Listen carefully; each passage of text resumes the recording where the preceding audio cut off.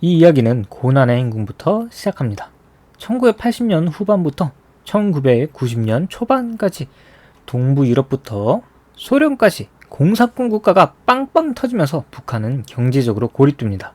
북한이 미국, 일본 등의 도움을 요청하지 않으려 했던 것은 아니나 북한이 핵무기 포기 못했기 때문에 돌아오는 것은 경제 제재뿐이었습니다. 거기에다가 홍수 등 온갖 자연재해까지 겹치니 먹을 게 전혀 없는 북한 사람들, 굶어 죽게 생겼으니 북한 사람도 살 길 찾아야 했죠. 굶어 죽거나 잡혀 죽거나 어쨌든 죽는 건 크게 다르지 않으니 암시장에서 활동하기 시작합니다. 심지어 자원이 현저히 부족하니 생필품의 실질적인 가격은 상승하는데 국가에서 정한 공식 가격은 그대로니 자원 분배마저 제대로 될 수가 없는 사정이었습니다. 국가는 경제에 대한 통제력을 상실해버리고 암시장이 역으로 국가가 통제하는 경제를 잡아먹으려고 하니 김정일은 체제를 유지시키기 위해 한 가지 결단을 하게 되는데 그것이 바로 7.1 경제 조치입니다. 여기서는 크게 두 가지를 살펴볼 것입니다.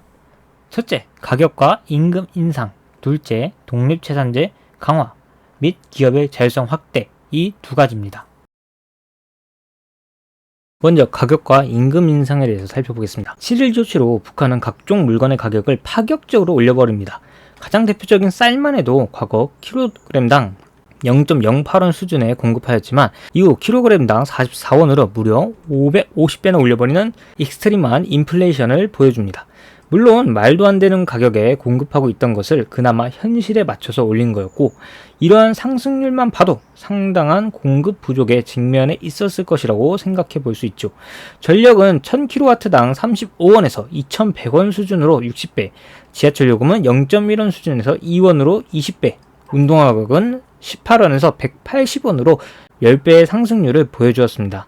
물론 가격만 이렇게 인상해버린다면 사실상 다 굶어 죽으라는 말이었겠죠? 임금도 인상을 합니다. 임금도 18에서 25배 정도 올렸습니다. 그리고 어떻게 일을 하던 그냥 정액으로만 주었던 기존 임금제와 달리 공장의 생산성, 각 개인의 노동 생산성 등의 기초를 두어 그 차이에 따라 더 많은 임금을 주는 등 일종의 성과급 시스템도 운용합니다. 그 다음으로 독립채산제 강화와 기업 자율성 확대를 살펴보도록 하겠습니다. 일반적으로 공산주의의 기업 체계는 중앙정부 혹은 국가 지도부가 일정한 생산 목표량을 결정하고 국가 소유의 각 공장 등에 이러한 목표치를 하달, 각 공장은 이 목표치에 맞추어 생산을 하는 형태로 구성됩니다. 독립채산제라는 이름 아래 기업 관리 체계가 변화되기 시작하는데요. 과거 방식에서 벗어나 일명 번수입 지표 라는 것을 성과 측정 지표로 활용하기 시작합니다. 즉 단순 생산량 측정에서 벗어나 수익성을 평가하게 되며 이와 함께 벌어들인 수익을 기업에 다시 재투자를 할 수 있도록 바뀝니다.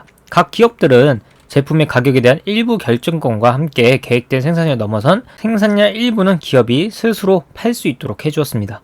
이와 함께 기존 모든 자원이 국가로부터 나왔다면 기업이 국가로부터 일정 부분 독립하여 자금적인 부분이나 원자재 등을 스스로 책임지고 경영하게 된 것입니다. 현재 북한을 보면 알겠지만 당연히 7.1 조치는 실패했습니다. 7.1 조치에 대해 일종의 혁신으로 보는 관점, 계획경제와 자유경제 병렬적 운용 시도라는 관점, 본질은 변하지 않는 의미 없는 조치라는 관점 등 여러 관점이 있지만 결과적으로 성공했다고 보기는 어렵습니다. 먼저 북한은 공급 부족 문제를 해결할 수 없었습니다.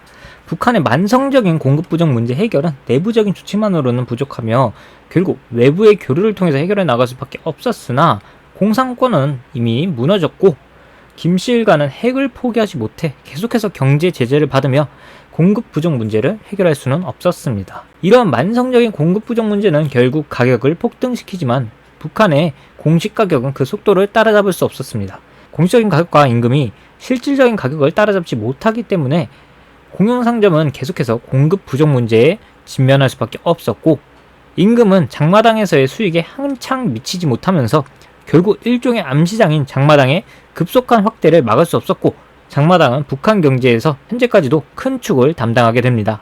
심지어 본업도 때려치우고 감독관에게 뇌물 좀 준 다음에 장마당에 나갈 정도로 말입니다. 결국 북한의 계획경제는 김정일의 조치에도 불구하고 제대로 작동하지 못했습니다. 사실 북한식 경제조치라는 게 기존 사회주의 국가에서도 시도하지 않았던 위험한 조치이기도 했고 결국 그 목적이 경제 성장보다는 잘 뜯어보면 김씨일가 체제의 안정에 있었기 때문에 그 효과가 클 수도 없었습니다. 결국 북한은 가난의 늪을 벗어나지 못하고 장마당 계속해서 김씨일가의 체제 안정을 흔들고 있는 현재에 다다르게 됩니다.